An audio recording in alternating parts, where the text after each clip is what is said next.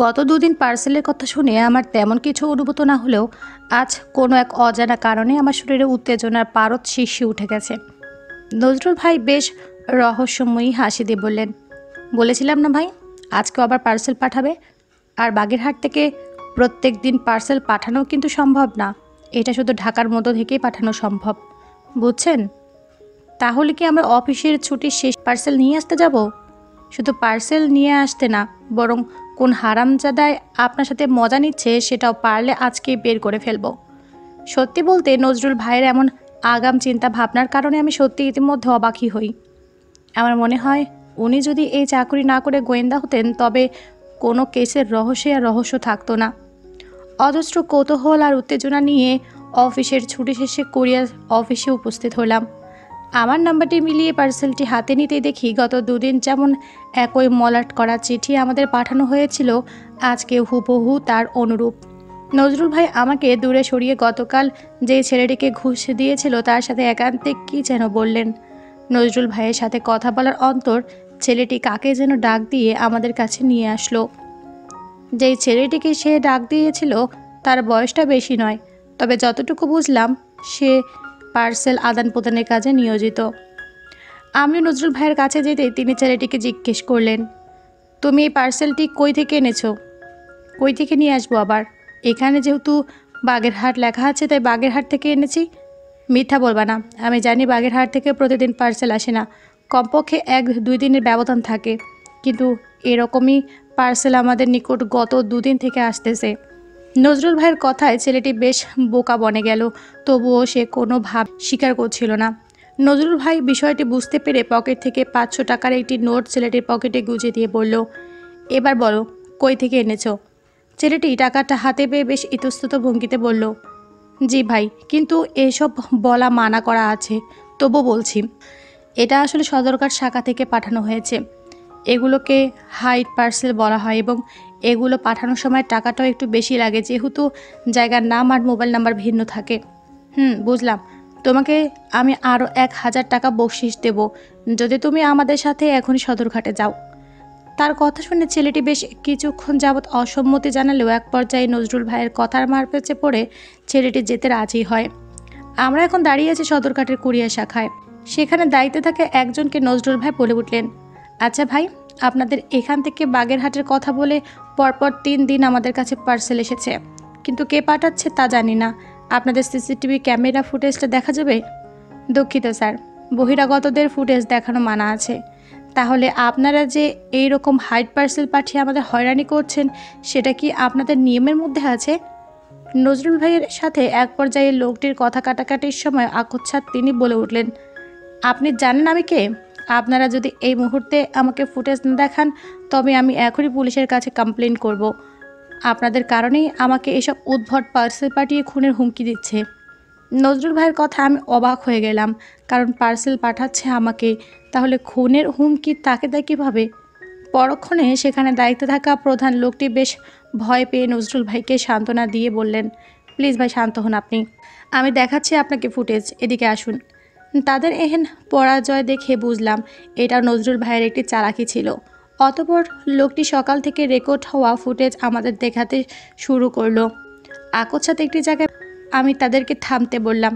নজরুল ভাই বেশ অবাক হয়ে জিজ্ঞেস করলেন, কি ভাই পাইছেন? হ্যাঁ হ্যাঁ, এই মেয়েটিকে চেনা চেনা লাগছে, কিন্তু ক্যামেরাটা তার মাথার উপরে থাকা চেহারা দেখা যাচ্ছে না। আমার কথা শুনে নজরুল ভাই লোকটিকে বলে উঠলেন, এই মেয়েটিকে স্পষ্টভাবে দেখার জন্য আর কোনো ফুটেজ আছে? হ্যাঁ ভাই আছে। এই বলে তিনি ফুটেজটি অন করলেন। অতঃপর আসল সময়টিতে তিনি ফুটেজটি নিয়ে আসতেই আমি অবাক হওয়ার চূড়ান্ত সীমায় পৌঁছে গেলাম। কি, এটা তো আমার প্রথম স্ত্রীর অনুরূপ সেই মেয়েটি যাকে আমি প্রথমেই রাস্তা দিয়ে এক যুবকের সাথে হেঁটে যেতে দেখেছিলাম। কিভাবে সম্ভব? নজরুল ভাই আমাকে ধাক্কা দিতেই আমি বাস্তবে ফিরে তাকে সব কিছু খুলে বললাম। তার মতো একজন বুদ্ধিমান ব্যক্তিও আমার কথায় বেশ হতভম্ব হয়ে গেলেন। তিনি ততক্ষণে আমাকে বলে উঠলেন, কিন্তু আপনার স্ত্রীকে তো আপনি নিজ হাতে কবর দিয়েছিলেন, আর তাছাড়া আপনার ভাষ্যমতে তার কোনো যমজ বোনও ছিল না। তবে এই মেয়েটি আপনার স্ত্রীর অনুরূপ কিভাবে হলো? আর যদি আপনার স্ত্রীর সাথে তার কোনো যোগসূত্র না থাকে তবে সে আপনার সম্পর্কে এবং আপনার স্ত্রীর সম্পর্কে এত কিছু জানলই বা কীভাবে?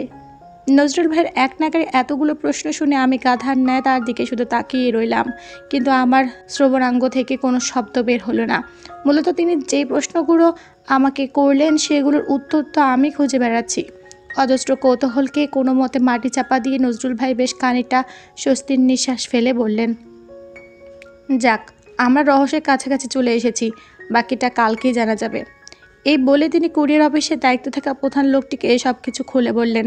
তিনিও এসব ঘটনা শুনে বেশ অবাক হলেন বটে, পরক্ষণে বললেন, ভাই, আপনাদের যে কোনো সাহায্য লাগলে আমি করতে রাজি আছি। আসলে এই রহস্যের শেষটা আমারও জানার তুমুল আগ্রহ মনে উকি দিচ্ছে। নজরুল ভাই লোকটির থেকে এমন আশ্বাস শুনে বেশ খুশি হয়ে বললেন, অনেক ধন্যবাদ ভাই, তবে আপনাকে আমাদের একটুখানি সাহায্য করতে হবে। আমি জানি মেয়েটি যেহেতু গত 3 দিন টানা আপনাদের এখানে পার্সেল দিতে এসেছে, তাই কালকেও আসবে। আপনাদের কাজ হলো শুধু সে যেই সময়টিতে এখানে আসবে তখন আমাদের ফোন করে জানাবেন এবং তাকে বিভিন্ন কথার মার প্যাচে এখানে দাঁড় করিয়ে রাখবেন। জি ভাই, অবশ্যই। কুরিয়ার অফিস থেকে আমরা দুজন বেরিয়ে পুনরায় যাত্রাবাড়ির উদ্দেশ্যে রওনা দিলাম। প্রতিমধ্যে নজরুল ভাই আমাকে বললেন, কালকে দুজনেরই অফিস থেকে ছুটি নিতে হবে এবং সকাল সকালই সদরঘাটে চলে আসতে হবে, কারণ বেশি দেরি করলে মেয়েটিকে আমরা ধরতে পারবো না, বুঝেছেন? তবে আমার একটা জিনিস ভালোভাবে মাথায় খেলছে, আর সেটা হলো উনি আপনার স্ত্রী হয়তো যমজ বোন হবে, কারণ এতটা হুবহু চেহারা অন্য কারো হওয়াটা অসম্ভব। কিন্তু আমার শ্বশুর শাশুড়ি কিংবা আমার স্ত্রী তো কখনোই তার বোনের ব্যাপারে আমাকে কিছু জানায়নি। হয়তো এর পেছনে কোনো কারণ লুকিয়ে আছে। যাই হোক, কালকে বোঝা যাবে আসল কাহিনী কি। বহুত উত্তেজনা নিয়ে বাসায় চলে আসলাম। ভুলবশত আজকের পার্সেলটি সেই কুরিয়ার অফিসে রেখে এসেছি, তবে আমার মনে হয় না গতকালের পর এই পার্সেল আর কোনো কাজে আসবে। এসব ভাবনার মাঝে হঠাৎই মিমি আমাকে ডাক দিল। তার ডাকে ভাবনার জগৎ থেকে বাস্তবে ফিরেই জিজ্ঞেস করলাম, কি হয়েছে? না মানে খাবার খেতে আসো। ওর পিছু পিছু আমি খাবার টেবিলে উপস্থিত হতে দেখি আমার শ্বশুর আর শ্যালক মিহাদ আমার আসার অপেক্ষা এতক্ষণ বসেছিল। মিমি এক এক করে সকলের প্লেটে খাবার তুলে দিচ্ছে। এক পর্যায়ে মিমি আমার দিকে তাকিয়ে কিছুটা ইতস্তত ভঙ্গিতে বলল, শোনো, বাবার টাকাটি কি ব্যাংক থেকে এনেছো? মিমির কথায় আমি কিছুটা অঙ্গভঙ্গি করে বললাম, উফ, একদমই মনে ছিল না। আসলে আজকে অফিসে কাজের এতই চাপ ছিল যে আসার সময় ব্যাংকে যাওয়ার কথা মনে ছিল না। কাল সত্যি সত্যি এনে দেবো। মিমি আমার কথা চুপ হয়ে গেলেও শ্বশুরের দিকে তাকিয়ে বুঝতে পারলাম তিনি বেশ ক্ষুব্ধ। আমি মনে মনে কিছুটা হাসি দিয়ে বললাম, সারা টাকা নিবে ধার, আবার রাগও করে। খাবার খাওয়া শেষ করে বেডরুমে আসতে মিমিও আমার পিছু পিছু ছুটে আসলো। আচ্ছা, কালকে একটু টাকাটা দেওয়ার চেষ্টা করো। আসলে তরমুজের বীজ ফলানোর সিজন চলে যাচ্ছে, তাই বেশি দেরি করলে বাবা সময় মতো সব কিছু করতে পারবে না। আচ্ছা, কালকে অবশ্যই দেব। মিমিকে ব্যর্থ সান্ত্বনা দিয়ে আমি ঘুমানোর প্রস্তুতি নিলাম। আগামীকাল কী হবে সেটা ভাবতে ভাবতে গভীর ঘুমে আচ্ছন্ন হয়ে গেলাম। সকাল সকাল উঠে নজরুল ভাইকে কল দিতে তিনি বললেন, আপনি রেডি হয়ে বের হন, আমি একটু পরে বের হচ্ছি। ইতোমধ্যে আমরা দুজনে অফিসে ফোন দিয়ে ছুটি নিয়েছি। যদিও সরকারি চাকরিতে ছুটি নেওয়াটা অনেক কঠিন ব্যাপার, তবে নজরুল ভাইয়ের মতো বুদ্ধিমান ব্যক্তি থাকতে ছুটি নিতে বেশি বেগ পেতে হলো না। অতঃপর দুজন যাত্রাবাড়ি থেকে মিনি বাসে করে সদরঘাটে উপস্থিত হলাম। কুরিয়ার অফিসের বেশ কিছুটা দূরেই একটি হোটেলে বসে আমরা একের পর এক চায়ের অর্ডার দিয়ে যাচ্ছি, কিন্তু সেই লোকের কল তখন আসছিল না। যদিও নজরুল ভাই 20 মিনিট পর পর এই লোকটিকে ফোন দিয়ে জানার চেষ্টা করছেন যে মেয়েটি এসেছে কিনা, কিন্তু বরাবরই তার নাবোধক শব্দ শুনে বেশ হতাশ হচ্ছিলাম। তবু উত্তেজনার রেশ যেন একটুও কাটছিল না। ঠিক 12টা 15 মিনিটে লোকটির কল আসতে আমি অতি উত্তেজনায় নজরুল ভাইকে বলে উঠলাম, ভাই লাউড স্পিকার দেন। তিনি আমার কথা মতো কলটি রিসিভ করে লাউড স্পিকার দিতে ওপাশ থেকে অনেকটা ফিসফিসিয়ে লোকটি বলে উঠল, ভাই, মেয়েটি এসেছে, একটু তাড়াতাড়ি আসেন। আচ্ছা ভাই, এখনই আসছি, আপনি একটু তাকে দাঁড় করিয়ে রাখেন কোনোভাবে। ভাই, চেষ্টা করছি। ফোনটি কেটে দিয়ে তিনি চেয়ার থেকে হুড়মুড়িয়ে উঠে হোটেল থেকে বের হয়ে গেলেন। আমি কোনো মতে পকেট থেকে 100 টাকার একটি নোট হোটেলওয়ালাকে ধরিয়ে দিলাম। নজরুল ভাইয়ের পিছু পিছু ছুটে চললাম। এর মধ্যে হোটেলওয়ালা ডাক দিয়ে বলল, ভাই 40 টাকা পাইবেন তো? দূর থেকে আমি জোরে জোরে বললাম, ওইটা আপনার বকশিস। এদিকে কুরিয়ার অফিসের কাছে যতই যাচ্ছি ততই আমার বুকের ধুকধুকানি বর্গহারে বেড়েই চলছে। আমার কেন যেন মনে হচ্ছে এতটা উত্তেজনার কারণে আমি কুরিয়ার অফিসে যাওয়ার আগে হার্ট অ্যাটাক করব। অজস্র কৌতূহল নিয়ে কুরিয়ার অফিসে প্রবেশ করতে একটি মেয়েকে দাঁড়িয়ে দাঁড়িয়ে সেখানে দায়িত্বে থাকা ছেলেগুলোর সাথে কথা বলতে দেখলাম। মেয়েটি উল্টো দিকে ঘুরে থাকার কারণে তখনও পর্যন্ত আমি তার চেহারা দেখতে পারছিলাম না। আমার আগে নজরুল ভাই মেয়েটির কাছে গিয়ে বলে উঠল, আপু কেমন আছেন? আকস্মিক একজন অচেনা লোকের থেকে এমন প্রশ্ন শুনে স্বভাবতই মেয়েটি সন্দেহ ভরা চোখে তার দিকে তাকিয়ে জিজ্ঞেস করলো, কে আপনি? চিনতে পারলাম না তো। নজরুল ভাই আমার দিকে আঙুলটা তাক করে বললেন, আমাকে না চিনলেও ওনাকে বোধহয় খুব ভালো করেই চেনেন। যখন মেয়েটি আমার দিকে তাকালো তখন সহসায় তার হাত থেকে নতুন পার্সেলখানা মাটিতে পড়ে গেল। তার পুরো মুখমণ্ডলে বিন্দু বিন্দু ঘামের আভা ছড়িয়ে পড়ল এবং তার হাত দুটো অজানা এক ভয়ে কাঁপতে শুরু করে দিল। সে হয়তো কখনোই ভাবেনি যে আমি তার সামনে হঠাৎ করে এভাবে উপস্থিত হব। আমি, নজরুল ভাই আর আমার স্ত্রীর রূপ ধারণকারী সেই মেয়েটি বসে আছে রেস্টুরেন্টে একটি কেবিনে। মেয়েটির মুখমণ্ডলের দিকে তাকিয়ে আমি আঁচ করতে পারছিলাম যে সে হয়তো খুব ভয় পাচ্ছে। তবে আমি কেন জানি ওর চেহারায় নিশির মতো একটি ছোঁয়া পেলাম। হঠাৎই নজরুল ভাই বলে উঠলেন, এবার আমাদের সব কিছু খুলে বলেন। কেন আপনি ওনাকে এরকম উদ্ভট পার্সেল পাঠাচ্ছিলেন? আর ওনার প্রাক্তন স্ত্রীর সাথেই বা আপনার কিসের সম্পর্ক? মেয়েটি কিছুটা কাচুমাচু করেই বলল, আসলে নিশি আর আমি যমজ বোন ছিলাম। তবে আমাদের জন্মের পূর্বেই আমার বাবা মারা যায়, আর তখন আমার মা বেশ অসহায় হয়ে পড়ে। আমাদের দু বোনের জন্মের পর মা একসাথে দুজনকে লালন পালন করতে পারবে না দেখে নিশিকে এক বড়লোক ঘরের নিঃসন্তান দম্পতির নিকট দিয়ে দেয়। নজরুল ভাই কিছুক্ষণ কী যেন ভেবে হঠাৎই মেয়েটিকে বলে উঠলেন, সবাই বুঝলাম, কিন্তু একটি দিক থেকে আমি দুয়ে দুয়ে চার মেলাতে পারছি না। আপনি যদি ওনার প্রথম স্ত্রীর বোনই হয়ে থাকেন, তাহলে আপনি এত কিছু জানলেন কিভাবে? আর ওনার স্ত্রী যে আত্মহত্যা করেছে নাকি তাকে খুন করা হয়েছে, সেটা তো উনি স্বামী হিসাবে কনফিউশনে আছেন। আসলে নিশির আমার মাঝে পারিবারিক দূরত্ব থাকলেও ওর সাথে সবসময় আমার সম্পর্ক খুব ভালো ছিল, তাই ও সব কিছু আমাকে শেয়ার করতো। না না, যতই শেয়ার করুক, তবুও অতটা গভীর বিষয়গুলো তো আপনার কোনোভাবেই জানার কথা নয়। আর ওনার স্ত্রীর মৃত্যুর 1 মাস পর যেহেতু ডিভোর্স পেপার এসেছিল ওনার স্ত্রী সাইন করা, তাহলে রহস্যের মোড়টাতে অন্য কিছু ঘুরে যাচ্ছে আপু। নজরুল ভাইয়ের কথা শুনে আমি বেশ অবাক হলেও কিছু বুঝতে পারলাম না। অপরদিকে মেয়েটির দিকে তাকিয়ে দেখতে পেলাম তার মুখমণ্ডলে পুনরায় ঘামের আস্তরণ জেগে উঠেছে। ঠিক তখনই নজরুল ভাই ভ্রু কুঁচকে এবং মুখে কিছুটা রহস্যময় হাসি দিয়ে বললেন, আসলে সত্যিটা কি জানেন? ওনার স্ত্রী আর কেউ নয়, বরং আপনিই ছিলেন, এবং যে খুন হয়েছে সে ছিল আপনারই বোন। হয়তো সেদিন আপনারা নিজেদের কোনো কারণবশত এক্সচেঞ্জ করেছিলেন, কিন্তু 1 মাস পরে দেওয়া ডিভোর্স পেপারেই সব রহস্যের তীরকে ভেঙে দিয়েছে। নজরুল ভাইয়ের কথায় আমার হৃৎপিণ্ডে ধুক করে একটি শব্দ হলো। এটা কি বলছেন তিনি? ততক্ষণাৎ আমি মেয়েটির দিকে তাকাতেই সেও কিছুক্ষণ আমার দিকে তাকিয়ে রইল, আর পরক্ষণে সে নিজের মুখখানে আঁচলে লুকিয়ে নিজের আবেগের ধারা ছেড়ে দিয়ে কান্না করে দিল। তার মানে ওই আমার নিশি ছিল। আমি তখন খুব কষ্টে নিজের চোখের অশ্রুবোধ কিছুক্ষণের জন্য আটকে শান্ত গলায় জিজ্ঞেস করলাম, এমনটা কেন করেছিলে নিশি? আমি কি তোমাকে ভালোবাসতাম না? নিশি তখনও কান্না করেই চলছিল। হয়তো ও নিজেও ভাবেনি দীর্ঘ 1 বছর পর আমার সামনে ও এইভাবে উপস্থিত হবে। বেশ কিছুক্ষণ কেটে যাবার অন্তর নিশি হেঁচকি তুলতে তুলতে বলে উঠল, আমি এসব কিছুই নিজের ইচ্ছাতে করিনি, আর আমি জানতামও না সেদিন নিজের একটুখানি শখের কারণে আমার বোনকে হারাতে হবে। কিছুটা থেমে নিশি আবার বলল, তোমার মনে আছে তুমি যেদিন অফিসের কাজে খুলনা গিয়েছিলে তার আগের দিন আমি বাবার বাড়িতে গিয়েছিলাম? সেদিন আমি বাড়িতে গিয়ে আমার বোন সুমির সাথে যোগাযোগ করি।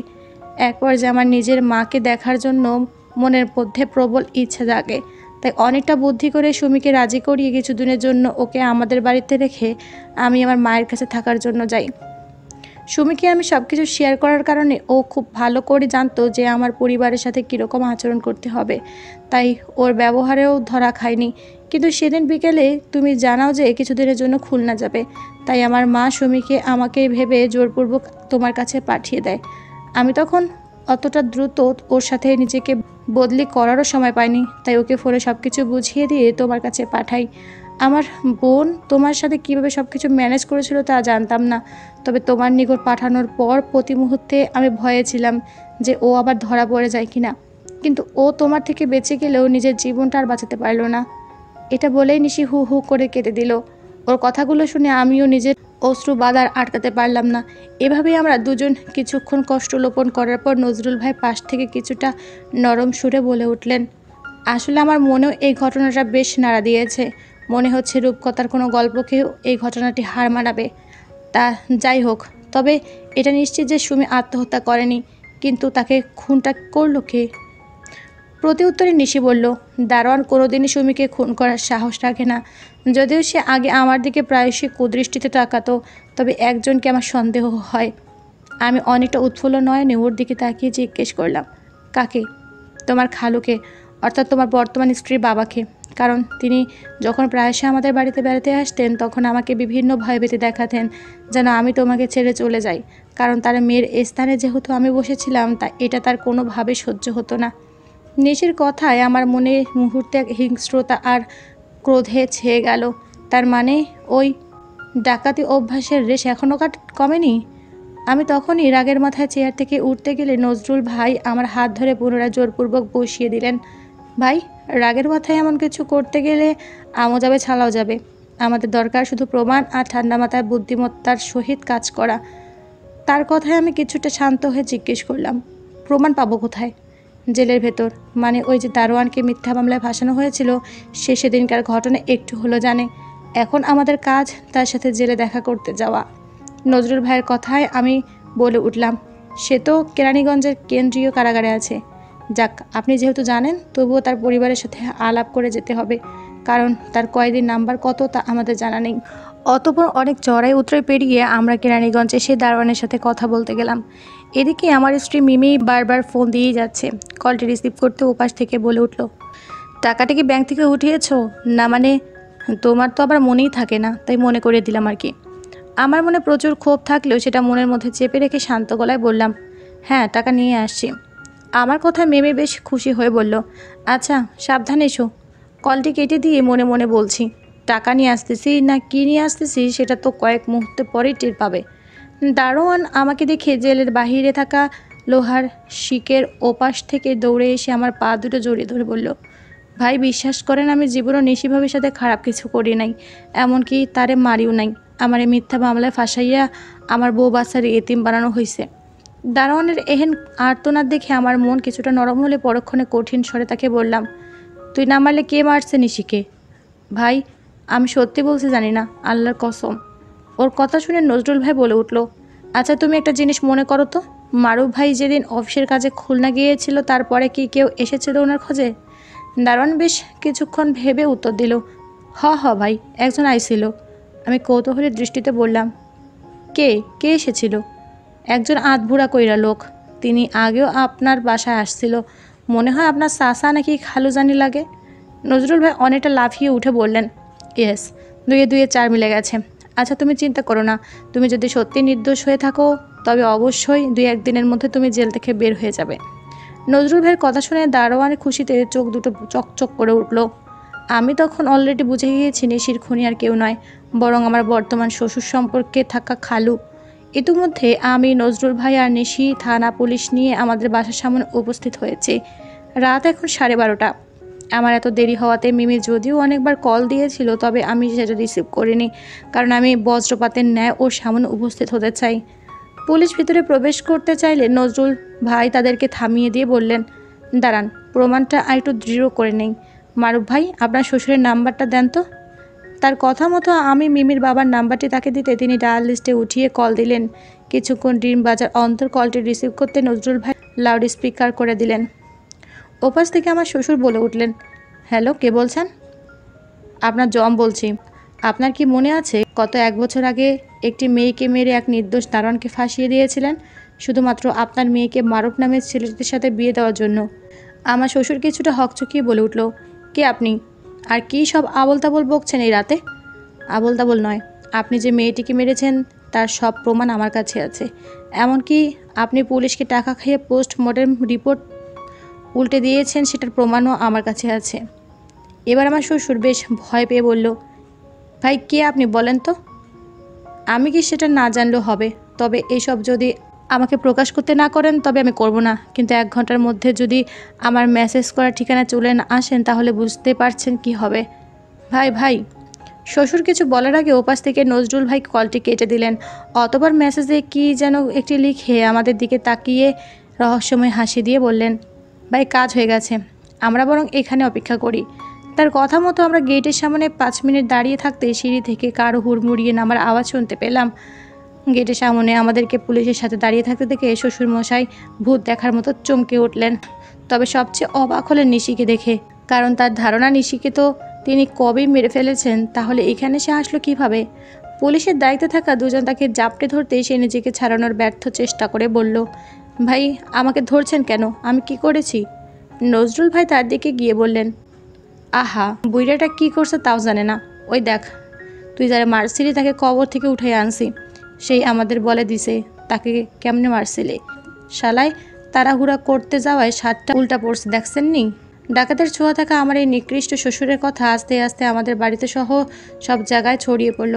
মিমি তার বাবার এরকম নিকৃষ্ট কাজের দরুন সে অতি কষ্টে বারবারই মূর্ছা যাচ্ছে। আমার মা যেখানে আমার সাথে মিমিকে বিয়ে দেওয়ার জন্য উঠে পড়ে লেগেছিল, আজ তিনি তার বর্গে আর মিমিকে দেখা মাত্রই থুতু ছুঁড়ে মারলেন। নিশির সাথে বসে আছি পার্কের একটি ব্রেঞ্চে, কারো মুখ দিয়ে কোনো বাক্য পরিস্ফুটিত হচ্ছে না। নীরবতা ভেঙে আমি নিশিকে বলে উঠলাম, তুমি তো সেদিন বেঁচে গিয়েছিলে, তাহলে সেদিন কেন তুমি আমার কাছে চলে আসোনি? আমি এখনও জানি না সেদিন কেন আমি আসিনি, তবে আমার মনে অনেক ভয় কাজ করেছিল। তাছাড়া আমার আপন মা তখন মৃত্যুর সাথে পাঞ্জা লড়ছিল, আর তিনি যদি শুনতেন যে উনি যেই মেয়েকে এত বড় করেছেন সেই মেয়েটি খুন হয়েছে, তখন তিনিও আর বেঁচে থাকতেন না। আর তোমার খালু যেহেতু নিজের মেয়েকে তোমার সাথে বিয়ে দেওয়ার জন্য এত কিছু করেছেন, তাই আমিও আর তার পথের বাধা হতে চাইনি। তবুও আমার মনে প্রতিশোধের আগুন জ্বলছিল, তাই আমি চেয়েছিলাম আড়ালে থেকে তোমার মাধ্যমে তাকে শাস্তি পাইয়ে দেওয়া যায় কি না। আচ্ছা তাহলে কি আমরা আগের মতো আবার জীবনটা শুরু করতে পারি না? না, কারণ তোমার সাথে আমার ডিভোর্স হয়ে গেছে অনেক আগেই। কিন্তু ওটাতে তো আমি সাইন করিনি। সাইন না করলেও 3 মাস পর এমনিতে হয়ে যায়। আর তোমার স্ত্রীর তো এখানে কোনো দোষ নেই, সে তো এসবের কিছুই জানতো না। পর মুহূর্তে নিশি আমার মুখ থেকে মুখ ফিরিয়ে অন্যদিকে তাকিয়ে বলল, তাছাড়া আমি নতুন একজনকে নিয়ে সুখে আছি, তুমিও সুখে থাকো তোমার স্ত্রীকে নিয়ে, এই প্রত্যাশায় রইল। আজ আসি। এই বলে নিশি পার্কের ছোট ছোট ঘাসের ওপর দিয়ে অজানা উদ্দেশ্যে হাঁটা দিল। আমি খুব ভালো করে জানি নিশি কাঁদছে, কারণ এই ছেড়ে যাওয়ার মুহূর্তেই কেউ নিজের মনে গেঁথে থাকা কষ্টকে প্রশমিত করতে পারে না। নিশিকে বিদায় দিয়ে বাড়িতে আসতে দেখতে পাই মিমি আর মিহাদ দুজনে আমার শাশুড়ি সহ লাগেজ গুছিয়ে বাসা থেকে বের হওয়ার প্রস্তুতি নিচ্ছে। কিন্তু বাসায় উপস্থিত থাকা কেউ তাদেরকে বাধা দিচ্ছে না, বরং সবার মনেই তাদের প্রতি এক প্রকট ঘৃণার জন্ম নিচ্ছে। আমাকে দেখে মিমি মাথা নিচু করে অপর দুজনকে নিয়ে ঘর থেকে আস্তে করে বেরিয়ে গেল। ওরা বের হতেই নজরুল ভাই আমাকে পেছন থেকে ধাক্কা দিয়ে বললেন, ধুর মিয়া, আপনি কি বোকা নাকি? বউ একটা হারাইছেন, এখন এইটাও হারাইবেন নাকি? এখানে তো ওনাদের কোনো দোষ নেই। তার কথা মতো আমি হঠাৎই ঘর থেকে বের হওয়ার মুহূর্তে তিনি জিজ্ঞেস করলেন, কই যান? ভাই বিয়ে অলরেডি 2টো করে ফেলেছি, তাই আবার কোনো বিয়ে করতে চায় না, তাই বউকে নিয়ে আসতে যাচ্ছি।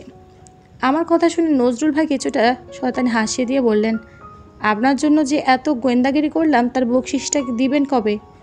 বউকে আগে নিয়ে আসি, তারপর আপনার যা লাগে সব দিব। এই বলে আমি ঘর থেকে দৌড়ে বের হয়ে গেলাম, কারণ যত যাই হোক মিমের মতো কেয়ারনেস ওয়ালা আর ভীতুমার্কা বউ আমি কোনোদিনই পাবো না। তাকে যেভাবেই হোক আমার চাই।